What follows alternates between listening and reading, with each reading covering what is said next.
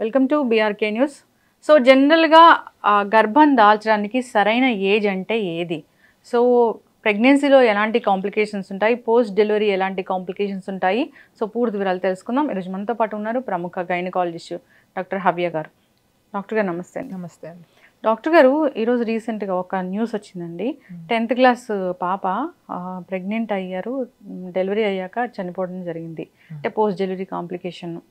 అంటే ప్రెగ్నెన్సీ వస్తే లక్షణాలు అనేవి కనిపిస్తాయి కదా, సో తెలుసుకోలేమా అలాగా? వెరీ గుడ్ టాపిక్ అండి మీరు అడిగింది ఈరోజు. ఎందుకంటే ఇది చాలా మంది అమ్మాయిలకి తెలియాల్సిన ఇన్ఫర్మేషన్. సంథింగ్ మనం ప్రివెంట్ చేసుకోగలిగి మనం ఈ కాంప్లికేషన్స్ అవాయిడ్ చేసుకోగలిగినప్పటికీ బాగా సోషల్ స్టిగ్మా ఉండటం వల్ల ఆడపిల్లలు బయటకు వచ్చి వాళ్ళ సిమ్టమ్స్ చెప్పుకోలేక, ఎవరితో డిస్కస్ చేసుకోలేక అన్నెసెసరీగా it is becoming a life threatening issue. Okay, life మీదకి తెచ్చేసుకుంటున్నారు. వాళ్ళు ఇంట్లో అమ్మతో డిస్కస్ చేయొచ్చు, వాళ్ళ సిస్టర్తో డిస్కస్ చేయొచ్చు, ఫ్రెండ్తో డిస్కస్ చేయొచ్చు, టీచర్తో డిస్కస్ చేసుకోవాలి. So because of social stigma ఎవరితో డిస్కస్ చేసుకోలేక, వాళ్ళు ఇది ఎవరికి చెప్పుకోలేక అన్నెసెసరీగా ప్రెగ్నెన్సీ ప్రొలాంగ్ చేసుకొని, ఆ ప్రెగ్నెన్సీ ప్రొలాంగ్ అవటం వల్ల delivery is happening at an unfortunate places. దాని తర్వాత అయ్యే రక్తస్రావం అవన్నీ కంట్రోల్ చేసుకోలేక ఆ కాంప్లికేషన్స్తో చనిపోవటం, ఇట్లాంటివి చాలా చూస్తూ ఉంటాం. చాలా వరకు బయటికి రావు. అవేర్నెస్ క్యాంపెయిన్స్ లేకపోవటం, యంగ్ ఏజ్లో పిల్లలు అంటే టీనేజ్ ప్రెగ్నెన్సీస్ అంటాం. టీనేజ్ గ్రూప్లో ఉన్న పిల్లలు nowadays too much information is available online.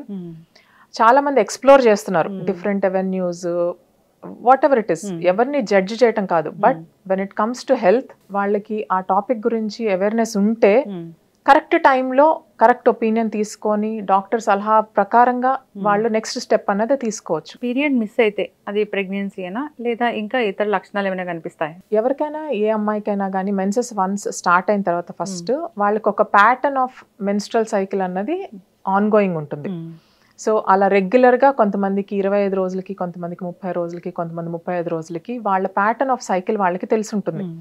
ఇలా రెగ్యులర్గా సైకిల్స్ వచ్చే వాళ్ళకి ఎప్పుడైనా మనకి మిస్ అయింది పీరియడ్ అంటే ఫస్ట్ థింగ్ చూసుకోవాల్సింది వై, ఎందుకు మిస్ అయింది. అదే పర్సన్ ఎవరైనా కానీ సెక్షువల్లీ యాక్టివ్ ఉంటే, ఎప్పుడైనా ఇంటర్ కోర్స్లో పార్టిసిపేట్ చేసాము, సెక్షువల్లీ యాక్టివ్ ఉన్నా అంటే first thing that should come to their mind is whether వాళ్ళు ప్రెగ్నెంట్ అయ్యారా లేదా అని.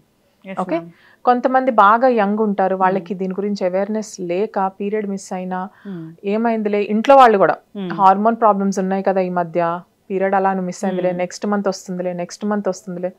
నేను ఈ మాట చెప్తుంది, I'm not talking about less than 20 years. 30 ఏళ్ళు 40 ఏళ్ళు వాళ్ళు కూడా ఏముందిలే నెక్స్ట్ మంత్ వస్తుంది కదా అని అయిపోయి మాకు 4వ నెలలో 5వ నెలలో ప్రెగ్నెన్సీ పాజిటివ్ వచ్చిన వాళ్ళు కూడా చాలా మంది ఉన్నారు. సో ఎవరికైనా రెగ్యులర్ గా పీరియడ్ వస్తూ ఉంటే ర్యాండమ్ గా ఎప్పుడు పీరియడ్ ఆగిపోదు. హార్మోన్ ప్రాబ్లమ్స్ వల్ల ఇర్రెగ్యులర్ పీరియడ్స్ ఉన్న వాళ్ళకి వాళ్ళకి 2 నెలలు ఆగిపోతుంది, 3 నెలలు ఆగిపోతుంది, 4 నెలలు ఆగిపోతుంది, వాళ్ళకి తెలుస్తుంది. అయినప్పటికీ అప్పటికి మెడిసిన్ ఇచ్చే ముందు any girl who misses her period first thing is ప్రెగ్నెన్సీని రూల్ అవుట్ చేసుకోవాలి. అది ఒక సింపుల్ యూరిన్ టెస్ట్ మనం ఇంటి దగ్గర చేసుకుంటే తెలిసిపోతుంది. Okay, pregnancy kits are easily available మనకి ఇప్పుడు షాప్స్లో.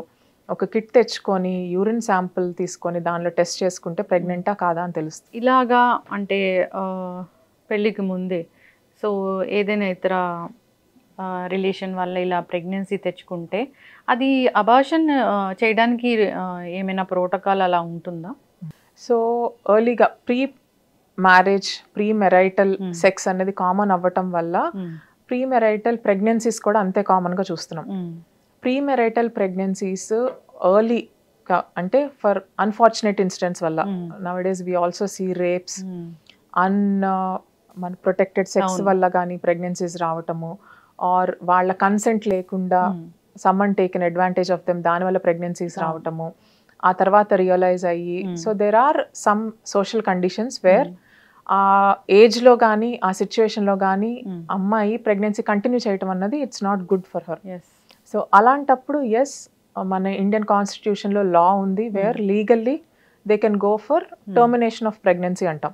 అంటే అబార్షన్స్ చేయించుకోవటం మనకి 20 వారాల వరకు, ప్రెగ్నెన్సీ వచ్చిన 20 వారాల వరకు లీగల్గా టర్మినేట్ చేయించుకోవచ్చు. దానికి ఎన్ని వీక్స్ ప్రెగ్నెన్సీ, ఎన్నో నెలలో ఉన్నారు దాన్ని బట్టి మెడికల్గా చేయాలా, సర్జికల్గా చేయాలా, ఒక డాక్టర్ ఒపీనియన్ తీసుకొని ఆర్ అప్పుడప్పుడు కొంచెం అడ్వాన్స్డ్ ప్రెగ్నెన్సీస్ అంటే సెకండ్ ట్రైమిస్టర్ అంటాం, అంటే 13 వారాలు దాటిన తర్వాత ఒక ఇద్దరు గైనకాలజిస్టులు డిస్కస్ చేసుకొని ఏ మెథడ్ అయితే వాళ్ళకి సేఫ్, ఎలా టర్మినేట్ చేస్తే వాళ్ళకి మెడికల్గా సేఫ్గా ఉంటుంది అని డిస్కస్ చేసి ఇద్దరు గైనకాలజిస్టులు మాట్లాడుకొని అప్పుడు దాని గురించి డెసిషన్ తీసుకుంటారు. కొంతమందికి అన్వాంటెడ్ ప్రెగ్నెన్సీస్తో పాటు అన్హెల్దీ ప్రెగ్నెన్సీస్ వస్తాయి, వాళ్ళల్లో కూడా అబార్షన్స్ చేయాల్సి ఉంటుంది. సో ఎర్లీగా రికగ్నైజ్ చేస్తే ఇట్లాంటివి సేఫ్ మెథడ్లో లీగల్గానే హాస్పిటల్లో వాళ్ళు సేఫ్గా టర్మినేట్ అనేది చేయించుకోవచ్చు. సో ఇలా అన్ప్లాన్డ్గా ప్రెగ్నెన్సీ వచ్చినా లేదా ఇది మీరు చెప్పిన ఇతర కారణాల వల్ల ప్రెగ్నెన్సీ వచ్చినా చాలామంది పెద్ద డాక్టర్స్ దగ్గరికి వెళ్ళరు, అక్కడ ఉన్న ఆర్ఎంపీస్ దగ్గరకో లేదంటే వాళ్ళకి తెలిసిన వైద్యము చేసుకుంటూ ఉంటారు. దానివల్ల ప్రాణాలు కోల్పోతున్న పరిస్థితులు కూడా మనం చూసాం, చాలా చూస్తున్నాం. అంటే ఈ అబార్షన్ చేయించుకున్నాక జాగ్రత్తలు అంటే ఏమైనా ఉంటాయా ఖచ్చితంగా? సో మీరు స్టార్ట్ చేసిన point first thing is very very important. ఎక్కడ చేయించుకుంటున్నారు అబార్షన్? ఓకే, చాలా మంది ఇలా అవేర్నెస్గా చెప్తుంటే హాస్పిటల్కి వెళ్తే ఎక్కువ డబ్బు ఖర్చు అయిపోతుంది, హాస్పిటల్కి వెళ్తే అందరికీ తెలిసిపోతుంది అని చెప్పని ఈ రెండు మెయిన్గా చూసేది ఈ రెండు కారణాల వల్ల. నేను ఒక హాస్పిటల్కి వెళ్ళి చేయించుకుంటే ఎక్కువ మంది చూస్తారు అని ఇదేదో గుట్టుగా చేయాలి. ఎందుకు ఇలా డెసిషన్ తీసుకుంటున్నారు? Because of the social stigma.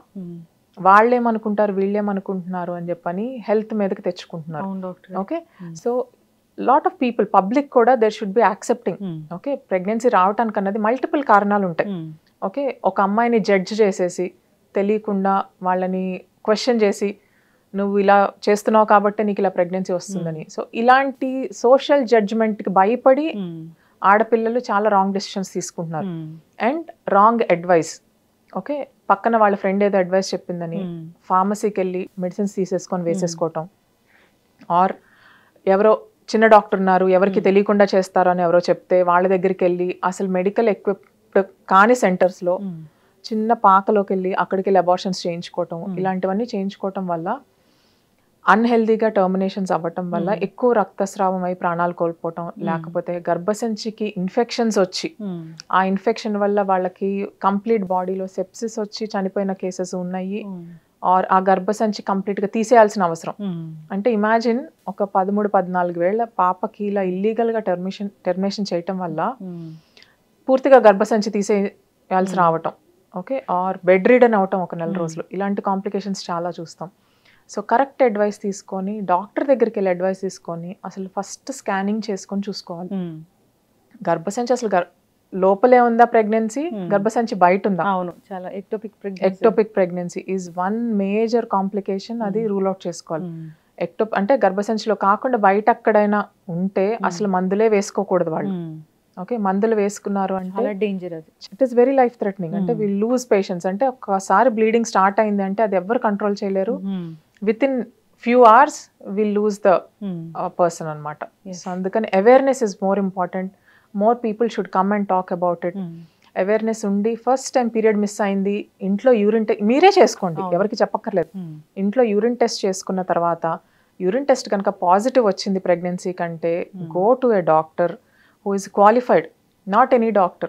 And RMP doctors వీళ్ళు, I'm not criticizing or anything, but they're not qualified to do these kind of procedures. Gynaecologist తప్ప ఎవరు ఉండరు కదా మ్యామ్ దీనికోసం. అసలు చేయకూడదు కూడా, చేయకూడదు. సో ఫ్యూచర్లో కాంప్లికేషన్స్ వస్తాయి. ఇట్లా భయపడకుండా డాక్టర్ని కలిసి వాళ్ళ ప్రాణాలని దక్కించుకోవాలి. సో ఇలా కాకుండా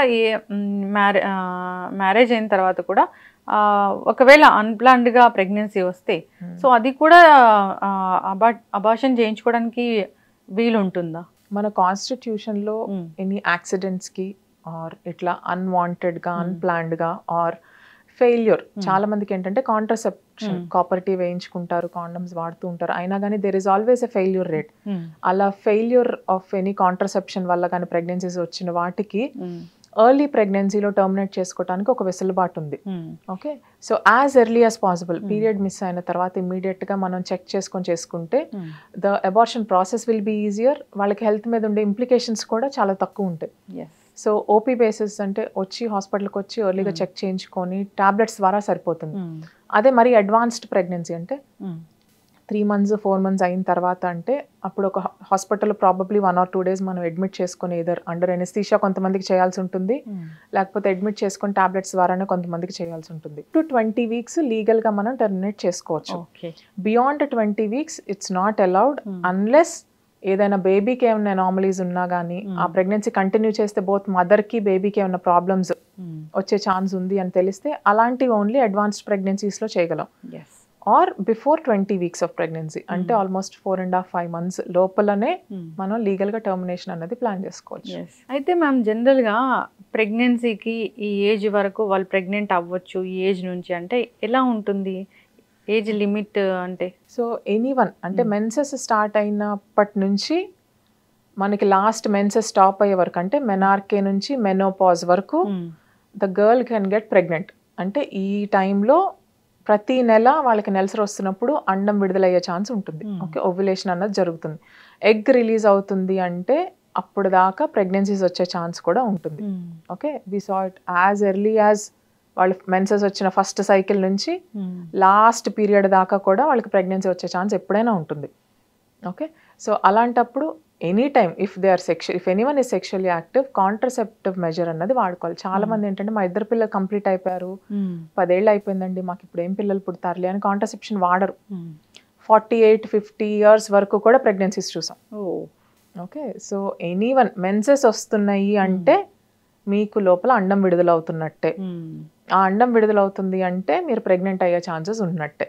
so anyone who is getting regular cycles they should use contraception. Healthy pregnancy అనేది ఏ ఏజ్ నుంచి ఏజ్ వరకు వస్తుంది? హెల్దీ ప్రెగ్నెన్సీ అన్నది మనకి రిప్రొడక్టివ్ ఏజ్ గ్రూప్ అని చెప్పనంటాం. అంటే టీనేజ్ వదిలేసి లాస్ట్ ఎల్డర్లీ ఏజ్ అంటే 35 తర్వాత, less than 18 more than 35 years కొంచెం హై రిస్క్ ప్రెగ్నెన్సీస్ అంటాం.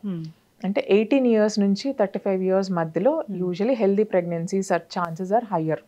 ఓకే, దాంట్లో కూడా as early as possible now we are even telling 30 years లోపల as early as possible. Because general health కూడా చాలా మందికి డెటీరియరేట్ అవుతుంది. వీఆర్ సీయింగ్ ఎర్లీ ఏజ్లో మనం షుగర్ రావటం, డయాబెటీస్, హైపర్ టెన్షన్, వాళ్ళకి సైకిల్స్ డిస్టర్బ్ అవటం, ఎర్లీగా మనకి ఓవేరియన్ ఫెయిల్యూర్స్ చూస్తున్నాం. అంటే ఓవరీ పనిచేయటం అన్నది ఎర్లీ ఏజ్లో తగ్గిపోవటం చూస్తున్నాం. మనకి అమ్మమ్మలు తాతయ్యలు ఆ ఏజ్ గ్రూప్ అంటే ఆ జనరేషన్ అప్పుడు మనం 55 years దాకా కూడా వాళ్ళకి పీరియడ్స్ వచ్చాయి. మన పేరెంట్స్ జనరేషన్ వచ్చేటప్పటికి వాళ్ళకి 45 to 55 మధ్యలో పీరియడ్స్ ఆగిపోతూ ఉండేవి. నవ్ డేస్ ఈ కాలంలో పిల్లలకి మనం 35 నుంచే పీరియడ్స్ ఆగిపోవటం అన్నది చూస్తున్నాం. అంటే మెనోపాజ్ అంటే ప్రిమెచ్యూర్గా వచ్చేస్తుంది మెనోపాజ్.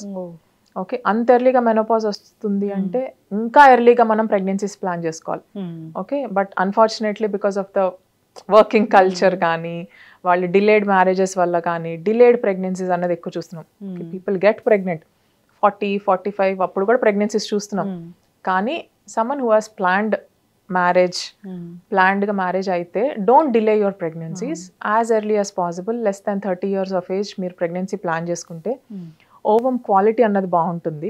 ఆ ఓవం క్వాలిటీ బాగుంటే మీకు ప్రెగ్నెన్సీ కూడా హెల్దీగా ఉంటుంది, పుట్టే బేబీ కూడా అంతే హెల్దీగా ఉంటుంది. ఇప్పుడు 35 years వరకు హెల్దీ ప్రెగ్నెన్సీ, 35 దాటాక హై రిస్క్ ప్రెగ్నెన్సీ అంటారా? హై రిస్క్ ప్రెగ్నెన్సీ అంటే కాంప్లికేషన్స్ ఏముంటాయి తల్లికి కానీ బిడ్డకి కానీ? కాంప్లికేషన్స్ కెన్ బి మీరు అన్నట్టు తల్లికైనా బిడ్డకైనా రావచ్చు. తల్లికి కాంప్లికేషన్స్ ఏంటంటే మనం ఏజ్ పెరిగే కొద్దీ ఏజ్ రిలేటెడ్ డిసీజెస్ ఏవైతే షుగరు, బీపీ ఇవన్నీ అనుకుంటామో ఆర్ ఒబేసిటీ కానీ ఇట్లాంటివన్నీ ప్రెగ్నెన్సీ కాంప్లికేషన్ని పెంచుతాయి.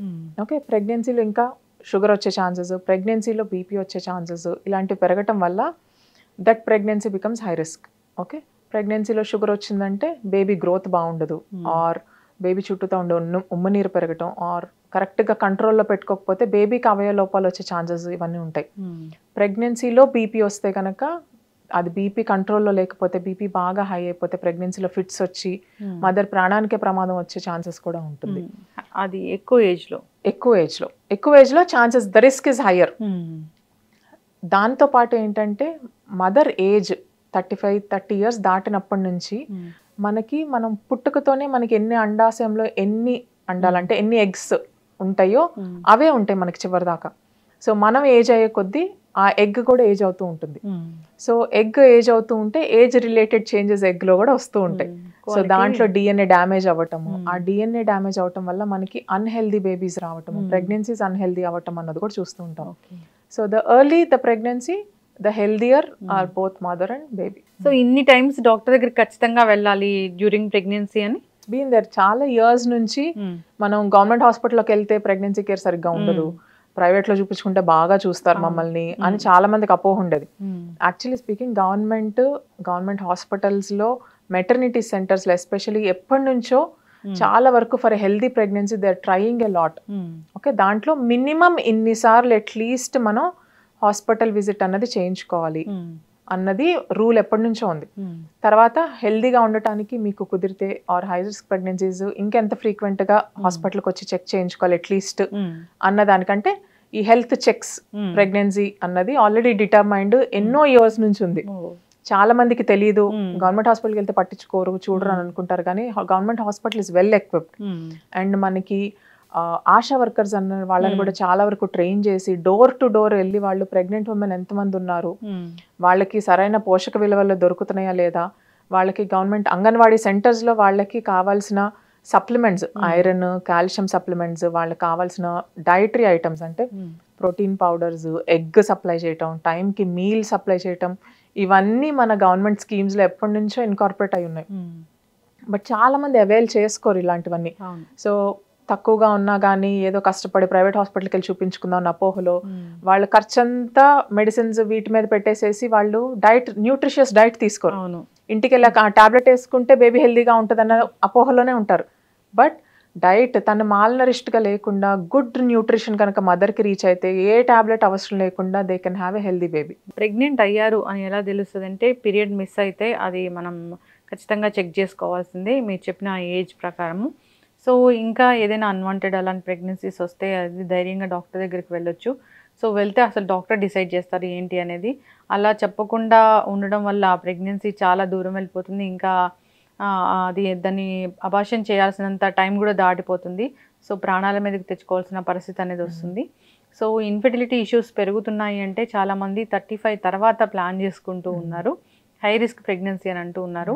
సో అలా కాకుండా హెల్దీ ఏజ్ అంటే మీరు చెప్పారు, దాని ప్రకారం ఫాలో అవ్వాలని కోరుకున్నాం మ్యామ్. చాలా చక్కటి ఇన్ఫర్మేషన్. ఈ సిరీస్ అనేది మనం కంటిన్యూ చేద్దాం. ఇంకా ఏమైనా డౌట్స్ ఉన్నాయంటే ఒకసారి మెయిల్ చేయాలని కోరుకున్నాం. ధన్యవాదాలు. Thank you.